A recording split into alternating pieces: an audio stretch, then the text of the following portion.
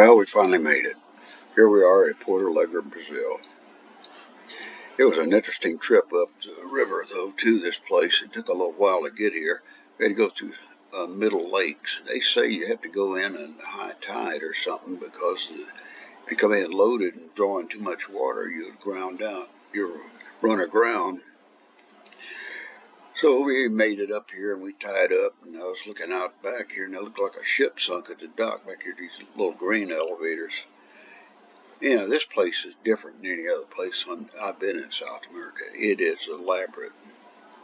I mean, it looks like a very sophisticated city. And coming up here, by the way, we passed a Swift plant, meat plant, which I found out this part of the world feeds Europe with meat. And there's a lot of European people here, especially ran by the Swiss. And I didn't see it, but when I went downtown, I understood, because man, it was not like any port we've been in, because normally this is more like the States. You don't see that many whores and bars and things that I'm used to on these type of trips.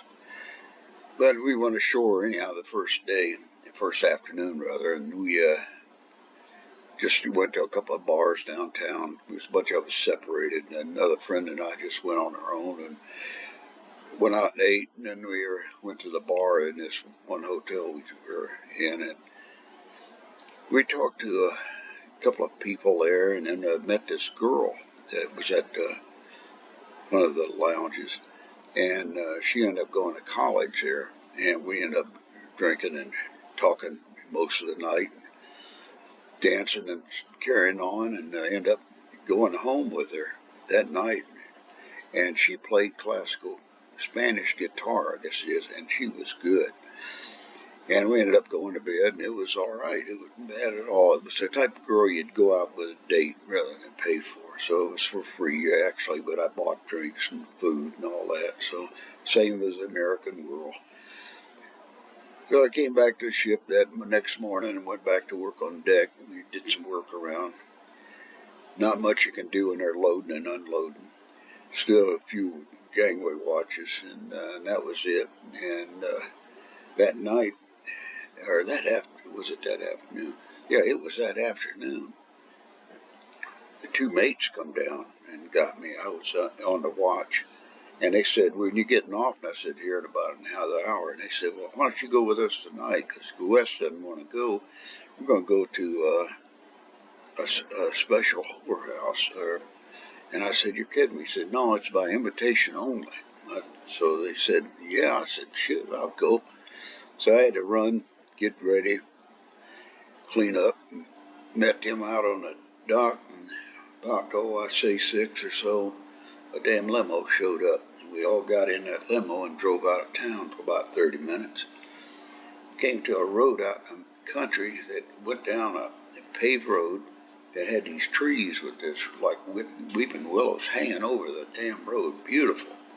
And drove up there and went around this thing that looked like a casino or something. It had a water fountain in the front with a big circle drive around, and you drove under this overhead, this awning-like thing, and man, it was fancy as hell. And this woman came out to meet us. The man opened the door, and we got out. She said, "Come on in, get yourself a drink and on the house, and we'll explain how it works here." So we did. We went in there, sat down at the bar, nice little place, and she proceeded to tell us how things work. She says, "Now we have girls from all around the world, every nationality you want here: American, Italian, French, German, Japanese, Chinese, anything and everything. We cater to the best and a lot of the Europeans that are here in business. And there are a lot of things that need to explain that we don't charge any money here. Your invitation is paid for, and but the drinks and eating is on you. You have to pay the tab on that, and that's for the girls. They are for free, but now there's certain rooms, bungalows that are on your ticket that you get. But upstairs is special rooms that you have to pay a little extra to get. And I'll take you up and show you, give you a tour of it all. So we finished our drinks, and she went and gave us a tour. We went upstairs. There was rooms up there I couldn't believe. Man, all type of versions. You're gay, straight, didn't matter. Man, these rooms are full of either mirrors or animal screwing or whatever, sex toys. It didn't matter. It was just weird. I didn't care for all that type of version. So I passed, and so did the mates, and said, okay, let's go down and I'll show you where your bungalows are, and you pick one and we'll take care of you. So anyhow, we went down out the back, and man, that was pretty out there too. Again, a lot of vegetation, trees and things. It's just beautiful. A little pathway that was asphalt. It was only like 5 or 6 foot wide, but you walked down there, and there's little places where it went off to the side, like where benches were, and the foliage was beautiful, flowers and all that. It smelled good in there. And went down a little farther, and I went to a path to the right. I went down that, and she saw a little bungalow, and she opened the door, and damn, it was the damnedest thing inside. It had beautiful carpet in there, and when you entered it, it was ground level, and it rised about 1 foot, and a bed was built in the floor, and there was a mirror on top of the headboard. It was a headboard. Then you looked over to the right, and there was a door, and that was the bathroom, and that's all it was to this place. So I said, heck, I'll take this. It's fine for me. So mates, and her took off, and she gave me the key and on a card, and I stuck in my pocket, of course, and I went back to the bar and sat down and drank another drink, and a girl was there, a little blonde, good-looking blonde, and I got talking to her, and she was from Holland or somewhere up there, or Denmark, somewhere.